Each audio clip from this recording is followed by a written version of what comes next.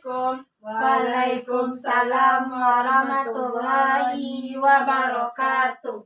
Selamat pagi anak-anak. Pagi, Bu. Silakan dipimpin doa terlebih dahulu sebelum kita mulai pelajaran kita pada hari ini. Siapa yang bisa memimpin doa? Saya, Bu. Silakan Ani. Istain. Tafakur. Iqra basmalah. Bismillahirrahmanirrahim. Rabbi shrahli sadri wa yassirli amri wa hlul 'uqdatam min lisani yafqahu qawli. Rabbi zidni ilman warzuqni fahman birahmatika ya arhamar rahimin. Amin. Alhamdulillah, semoga dengan dibacakannya semangat doa tadi dipelajarkan oleh Allah pertemuan pembelajaran kita pada hari ini. Nah, baiklah, bagaimana kabar anak ibu? Baik, Bu. Alhamdulillah semua sehat ya. Berhubung sekarang pada bulan Ramadan, jaga-jaga kesehatan supaya kita puasa bisa full dan bisa bernilai ibadah yang lebih tinggi. Baiklah anak-anak, sebelum kita mulai, ibu akan ambil absen terlebih dahulu.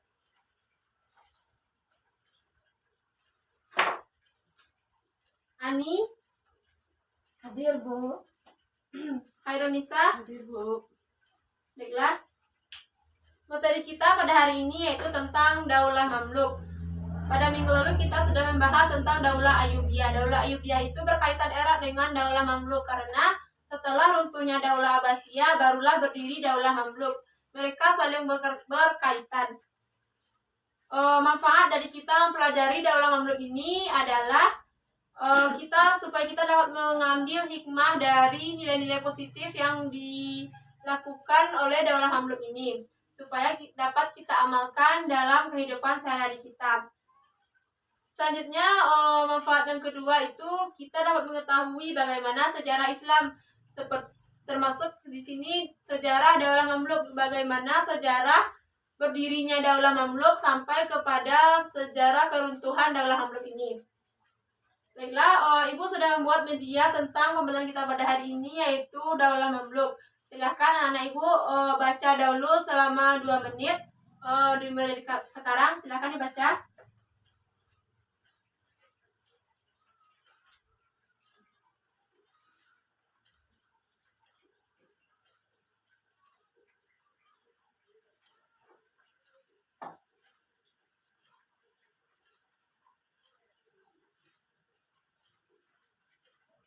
Baiklah, cukup.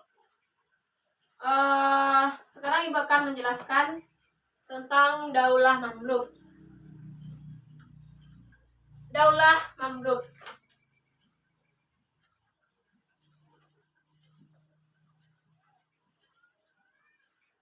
Mamluk ini artinya yaitu budak. Jadi dapat kita artikan Daulah Mamluk ini artinya daulah para budak. Daulah para budak ini sama juga diartikan dengan Daulah Mamluk ini didirikan oleh para budak. Para budak itu berasal dari beragam kelompok dan ras yang mereka dapat menyatukan perbedaan mereka menjadi suatu kemajuan. Daulah Mamluk ini berkuasa di Mesir pada tahun 1250 sampai 1517 yang memiliki aliran Sunni. Sunni itu sesuai dengan Al-Quran dan Sunnah. Yang mereka itu mengikut kepada aliran daulah sebelumnya yaitu Daulah Ayyubiyah. Jadi mereka mengikut kepada aliran sebelumnya yaitu aliran Daulah Ayyubiyah. Baiklah, sekarang kita masuk kepada pembagian Daulah Mamluk. Daulah Mamluk itu terdiri dari 2 bagian yaitu Mamluk Bahri dan juga Mamluk Barji.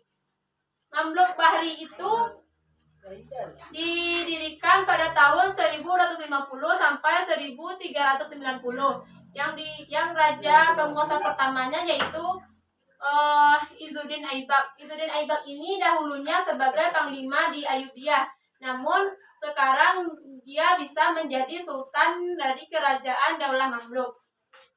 Selanjutnya Daulah Mamluk Barji. Mamluk Barji itu berdiri sejak tahun 1382 sampai 1517. Yang penguasa pertamanya yaitu Qolawun. Pada pemerintahan Daulah Mamluk Barji ini, pemerintahan bukan menurut keturunan, melainkan menurut kepada siapa yang lebih bisa meraih bangku dari pemerintahan tersebut. Baiklah, selanjutnya Sultan Mamluk. Sultan Mamluk itu ada 47. 47 ini terdiri dari 24 dari Mamluk Bahri dan 23 dari Mamluk Barji.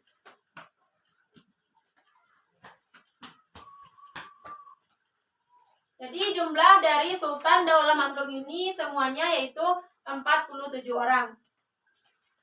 Dari 47 Sultan Daulah Mamluk ini yang terkenal yaitu Sultan Baibar. Sultan Baibar ini dikenal karena prestasinya, yaitu mengalahkan Mongol dalam perang Ain Jalut. Pada masa pemerintahan Baibar ini banyak keperwiraan yang dilakukan oleh Sultan Baibar, di antaranya yaitu menghidupkan kembali penguasaan di laut.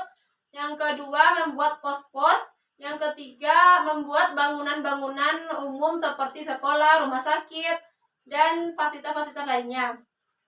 Selanjutnya, kemajuan yang terjadi pada masa Daulah Mamluk. Yang pertama yaitu di bidang ekonomi. Di bidang ekonomi yaitu seperti contohnya hubungan antara Daulah Mamluk dengan membuat hubungan antara Prancis dengan Italia. Jadi ketika pemerintahan Mamluk ini dibuatlah satu hubungan Prancis dengan Italia yang menyebabkan berkembangnya ekonomi pada masa Daulah Mamluk. Selanjutnya seni bangunan. Pada seni bangunan ini didirikan berbagai arsitektur yang canggih-canggih dan indah, seperti membangun masjid, membangun jalan, membangun sekolah dan lain-lainnya. Selanjutnya budaya politik.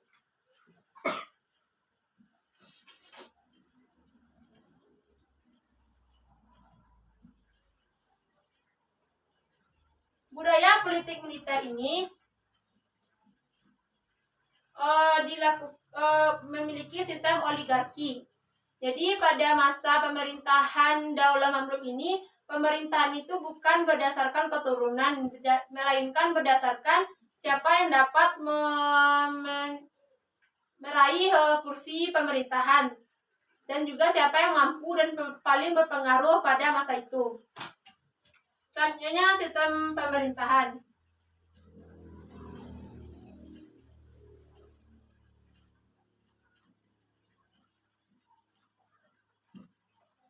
Sistem pemerintahan hampir sama dengan budaya politik militer tadi, yaitu tidak berdasarkan keturunan, melainkan berdasarkan siapa yang paling berpengaruh pada masa tersebut. Baiklah, sekarang kita masuk kepada keruntuhan Daulah Mamluk. Keruntuhan Daulah Mamluk ini terjadi dari berbagai aspek, baik internal maupun eksternal. Di antaranya yaitu pengaruh internal seperti korupsi, dan juga ada serangan dari Utsmani. Setelah Daulah Mamluk ini ada Daulah Utsmani. Jadi Daulah Utsmani inilah yang berperan penting dalam meruntuhkan Daulah Mamluk. Setelah runtuh Daulah Mamluk ini, barulah berdiri Daulah Utsmani. Baiklah, itulah materi kita pada hari ini. Apakah anak-anak ibu ada yang mau bertanya? Ada, Bu. Oke, baiklah. Silahkan kepada yang mau bertanya, satu orang dulu. Ya, Bu. Silahkan Ani. Saya mau bertanya, Bu. Ilmu pengetahuan seperti apa yang berkembang pada masa Daulah Mamluk itu, Bu? Baiklah. Baiklah, ilmu pengetahuan yang berkembang pada Daulah Mamluk ini sangatlah banyak. Pada masa itu muncul berbagai ilmuwan-ilmuwan Mesir yang terkenal sampai saat ini. Di antaranya adalah